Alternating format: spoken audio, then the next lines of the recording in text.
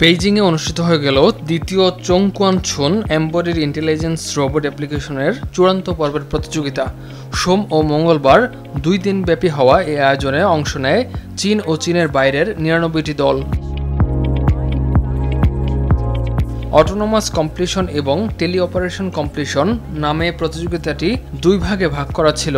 বাস্তব জীবনের শিল্প ও দৈনন্দিন কাজে রোবট প্রযুক্তি কিভাবে ব্যবহার করা যায় তা প্রদর্শন করাই এই প্রতিযোগিতার লক্ষ্য ছিল।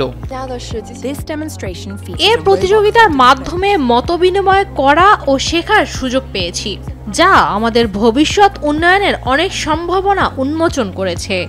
পিয়ানো বাজানো হিউম্যানয়েড রোবট যারা শুধু বিনোদনই দেয়নি, বরং হাতের সূক্ষ্ম গতি, নড়াচড়ার দক্ষতা ও যথাযথ অবস্থান নিয়ন্ত্রণে বড় অগ্রগতিও তুলে ধরেছে।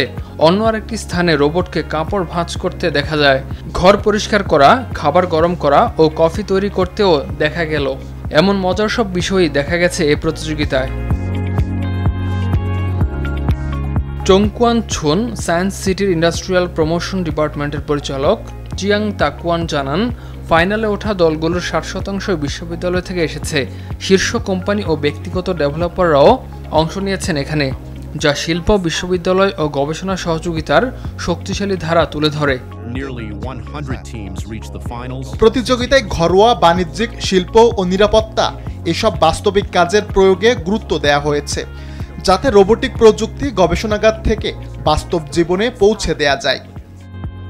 5 মাসব্যাপী এই প্রতিযোগিতা বেইজিংকে এমবডিড ইন্টেলিজেন্স ক্ষেত্রে বিশ্বে এগিয়ে নেওয়ার প্রচেষ্টাকে আরও শক্তিশালী করেছে। ইমতিয়াজ আহমেদ, RTV।